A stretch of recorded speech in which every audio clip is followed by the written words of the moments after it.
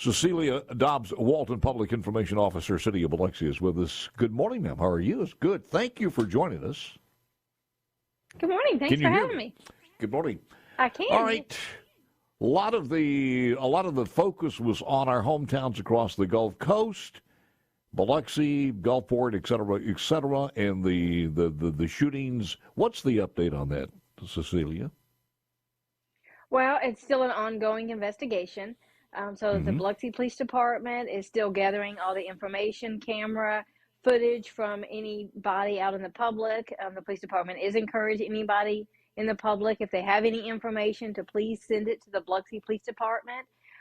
You can do it by email at chiefofpolice@biloxi.ms.us, or you could give the police department a call at 228-435-6100 to give that information. So it is an ongoing investigation.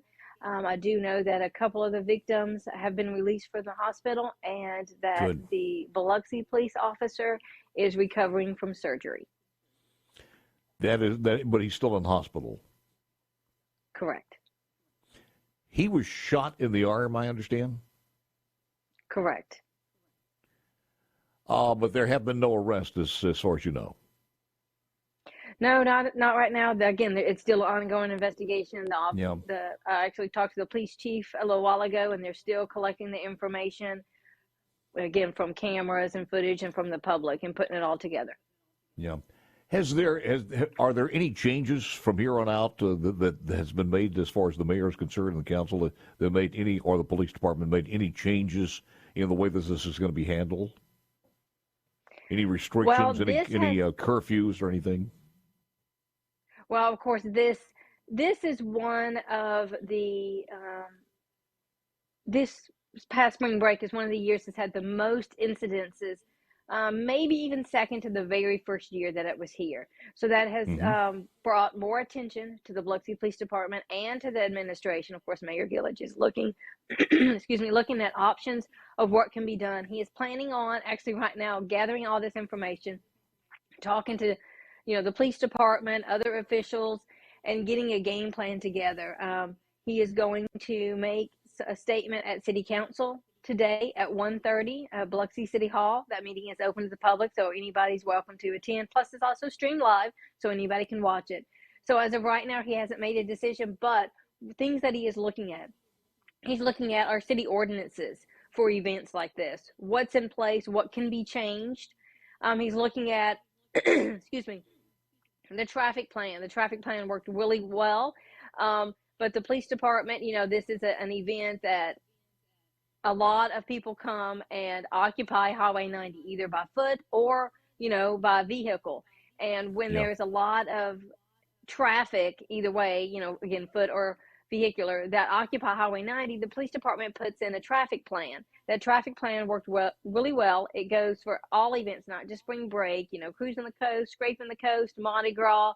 But with that said, of course, you have to bring a lot more officers in. So it takes a lot more manpower than just what the police department has, and a lot more hours. So the manpower that the police department has, they have to put in extra hours. And this is a 3-day event pretty much. So in addition to the normal working hours, they have to add this on top of it. Then they have to get outside agencies to come in. So manpower, city ordinances, permitting, all of that is being looked at right now by Mayor Gillage. Again, he's planning on putting together his facts, his information, and discussing it with City Council today at 1:30. So again, no decisions have been made, but it has shed a light on things do need to change.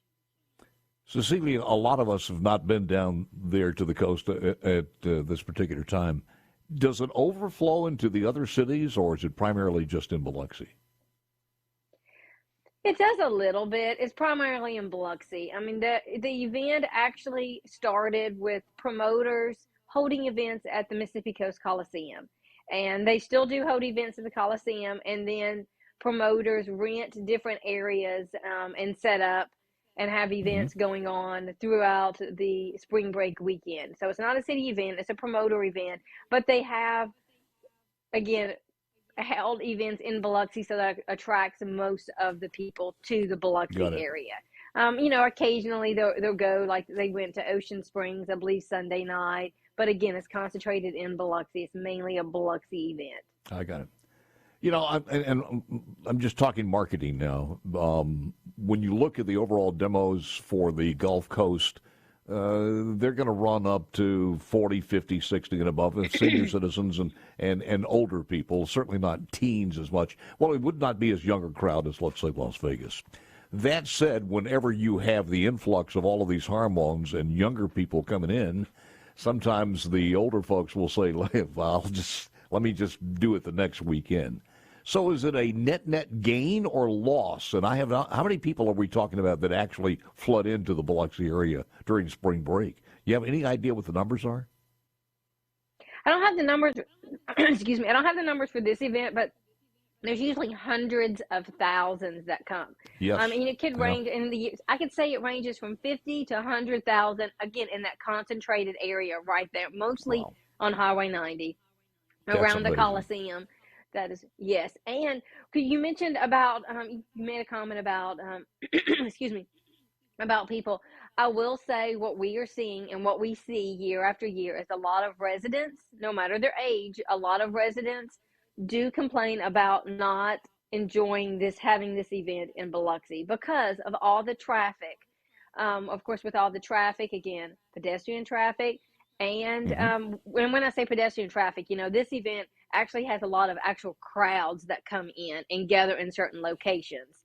And with that, of course, often that blocks traffic because they do overflow. And again, it is along Highway 90. And then, of course, the traffic, vehicular traffic.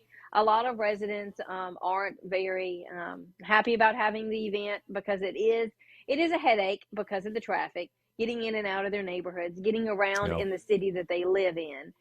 So that is a big issue, and that is something that we hear year after year after year. But again, it's not a city event, so and a lot of people think that it's an event put on by promoters. So promoters will go and rent or bring a headliner into the Coliseum. Within the Coliseum, which is ran by Harrison County, they are just doing their job, having an event, bringing in people. But with that, it doesn't only bring people into the Coliseum, it brings in people along the coast.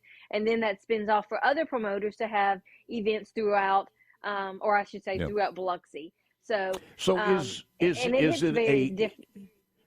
Yeah, from the people who've decided not to go to the casinos or not to go to any functions because of there's a lot of young people there. Is it a net gain or loss, or do we have any idea when you're talking about bringing that amount of people in there? Is it an economic boom for the Biloxi area?